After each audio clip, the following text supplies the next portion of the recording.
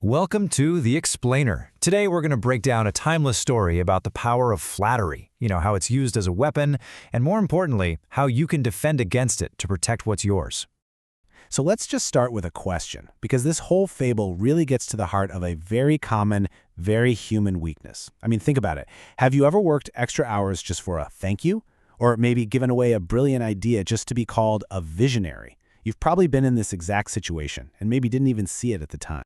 To really understand this trap, we're going to go way back and look at an ancient fable. It's basically a perfect case study in psychological warfare, and it all revolves around one simple piece of cheese. The setup couldn't be simpler, right? You've got a fox on the ground, a crow up in a tree. But don't let that simplicity fool you. The lesson this story delivers about how easily our own ego can just cripple our judgment, well, it's incredibly profound.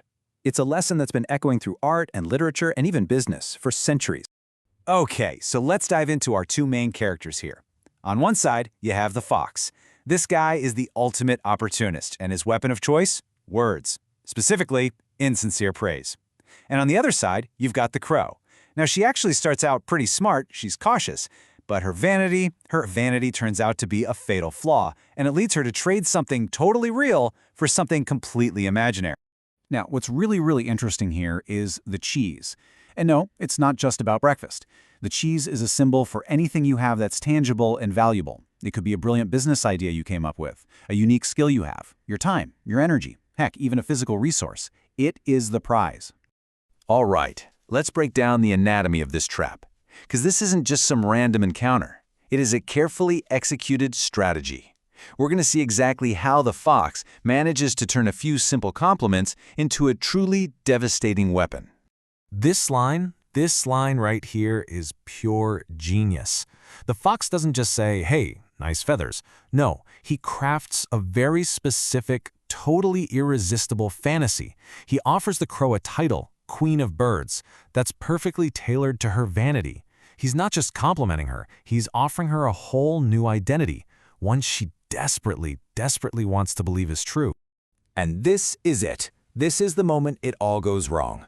The second the crow gets consumed by the desire for that unearned title, she completely forgets about the real valuable thing she's holding.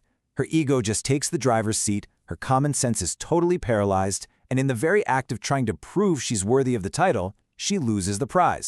And then comes the final, cutting remark from the fox. This is the real lesson. He snatches the cheese and immediately the friendly mask drops.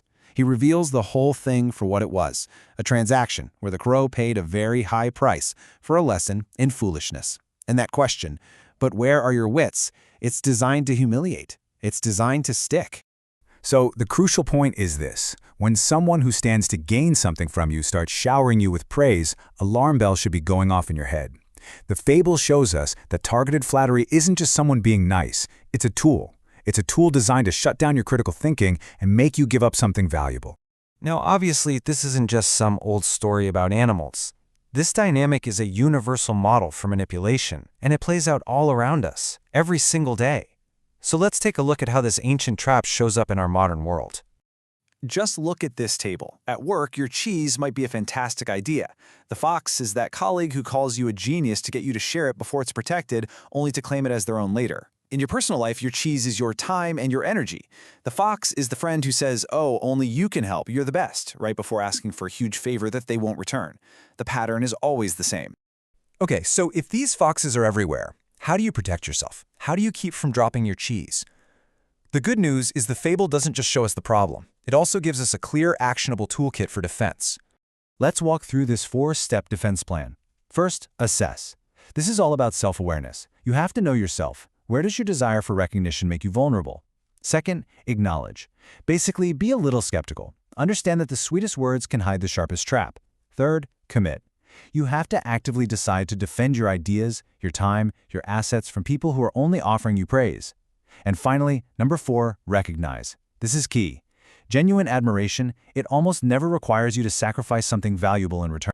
It really all starts with this one fundamental choice. Every single time you're faced with flattery, you have a decision to make. Are you going to let your ego, your pride guide you, or are you going to let your practical intelligence, your prudence, stay in control? The crow fell for the trap because she needed that outside validation. But when you are truly secure in your own skills and your own value, the empty praise of a manipulator, it just loses its power. You won't feel the need to sing to earn a title because you already know your worth. This is a skill you can actually train, like a muscle. You can train your ear to hear the motive behind the words. When praise feels way over the top, when it's immediately followed by a request, when it comes from someone who has a clear agenda, that's the voice of the fox. You can learn to recognize it instantly. And this is the ultimate takeaway. This right here should become your personal mantra. It's a simple, powerful reminder to stay focused on what's real, what's valuable, and what is yours to protect. Think of it as your internal line of defense against anyone trying to disarm you with words. So let's end with that thought.